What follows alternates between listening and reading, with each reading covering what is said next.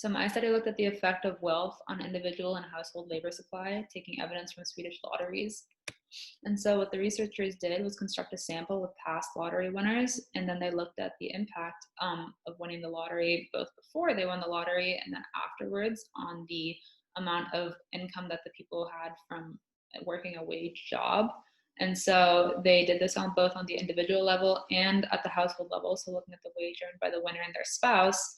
And then they did this across multiple demographics, so looking at different age groups, at different genders, and then also at kind of different types of industries. And so for the purposes of this class, what they were doing was isolating the income effect. So basically looking at, does an increase in unearned income winning the lottery cause people to take more free time or cause them at least to get less of their income from working a wage job? And so the findings of the study showed exactly this. So you can see that in the years after winning the lottery, both the individual and the household as a whole earned less income from working a wage job. And so what the researchers therefore determined that if you're not getting as much income from working in some sort of hourly wage job, you must be taking more free time. And so that's what they determined, and it basically demonstrates the income effect. Does poverty change the labor supply? So they tested how labor supply and effort in northern Ghana responded to changes in income and wages, and these exogenous changes came in the form of a multifaceted grant program. And they wanted to see whether or not this had a positive or negative effect on the labor supply.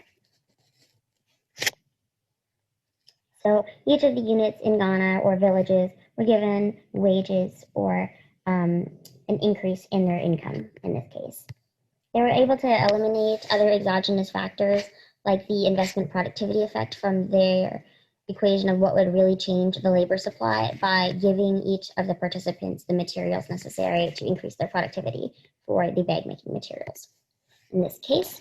And so here we have on the right a table summarizing the variables that the researchers had used to evaluate the productivity of each of the participants in the Ghana Ultra Poor Program, or GUP.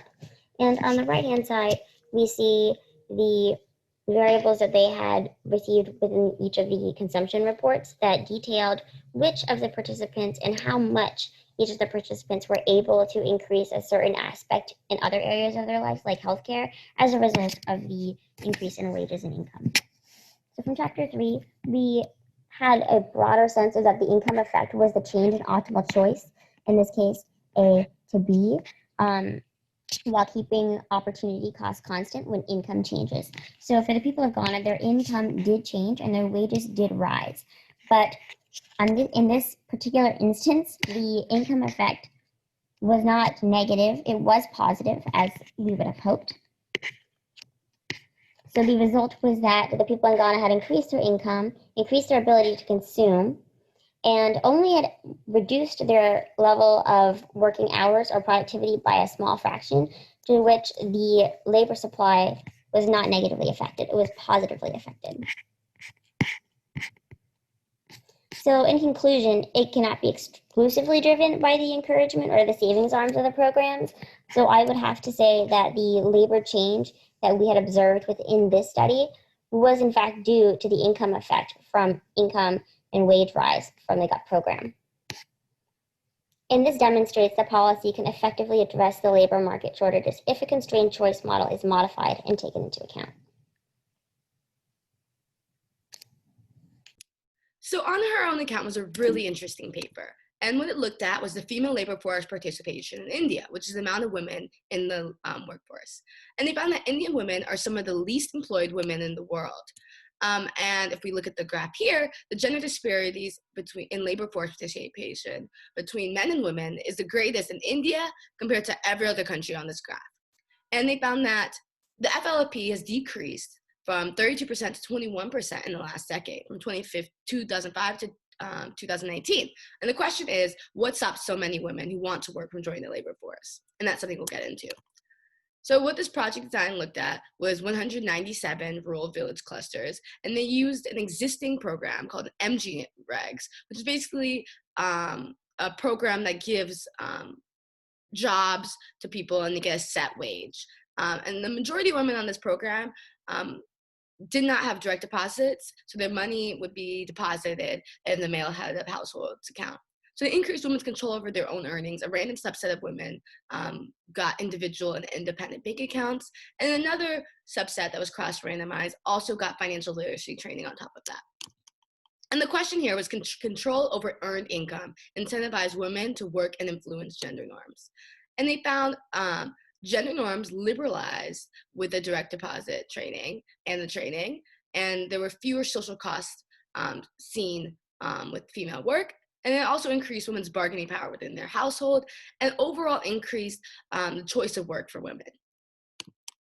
And so how does this relate to Unit 3? This is a great example of a constrained choice problem. If we think about the FLFP, the question is, what alters a woman's choice of work? And we have to think of gender norms as a constraint that places an additional cost on labor. There's just a negative stigma around women working. And we have to think about the utility of work increasing as gender norms liberalize. As there are fewer social costs and fewer negative stigmas seen with female work and labor, the preference to work is going to increase. And so that's what our paper really shows us. I never looked at the unintended consequences of immigration enforcement in relation to household services and high-skilled women's work in the United States. It sought to examine these consequences of the stricter immigration enforcement in relation to how it affected the labor supply of high-skilled women. They studied this because the costs and benefits of immigration policies on the effect of their effect on U.S. citizens has been hotly debated in recent times. For some background, so the study examined the Secure Communities Policy, SC for short. This policy increased the likelihood undocumented immigrants were identified or deported. The policy resulted in 450,000 deportations, 96% of which were men. For some additional information, undocumented immigrants make up 21% of maids and 5.5% of childcare services. Additionally, 61% of undocumented immigrants reported they were afraid to leave their home as a result of said policies. So the researchers theorized there was a chilling effect of the policy. The chilling effect came true, and what this means is that while many women were not deported, they were then more afraid to leave their homes for fear of being deported and didn't go to work. So SC reduced the labor supply of high-skilled citizen mothers, which was defined as ages 20 to 64 with no college degree, and with a college degree or higher. And it was driven by mothers with young children who were less likely to work by 1.5% as a result. So what was happening is the increasing cost of household production due to reduced immigrant woman labor caused more women to stay home and do the tasks themselves. The effects were also larger for mothers outside of their birth state, as they were less likely to have access to family care for their children, and there was no effect on men or women without children. In relation to class, high-skilled workers were more affected by this policy, as childcare services make up a larger portion of their budget. It's one of the two conditions to meaningfully reduce consumption, along with having plenty of viable substitutes. Additionally, the amount of low-skilled female immigrants in household services and high-skilled citizen women working outside the home are seen as complements. In terms of substitutes, there was no effect as a result of said policies on the total hours supplied of low-skilled non-Hispanic citizens. So that means these two are not perfect substitutes. And for the constrained choice model, which we discussed in depth in class, so there was a higher cost of household chores. So due to scarcity of resources, more mothers chose to stay home and do these tasks themselves. They forgoed some amount of wages in order to avoid the higher cost of these household services. So the mothers, according to the constrained choice model, likely believed the increased cost in household or child care tasks were not worth the income they would gain by continuing to work more hours. So they chose to work less and do not pay as often for child care household services. This was the substitution effect, which is the opportunity cost of going to work was now too great. While all of our papers had to do with different aspects of labor, there was a common theme of the unintended consequences of economic policies. And I think this is very interesting to look at going forward, as oftentimes economic models can sort of show one thing, but we must consider any unintended implications or consequences. Specifically, in my case, moving forward, the effect that less undocumented immigrants has on the way skilled women workers work less could lead to worse job implications moving forward for women in the labor market.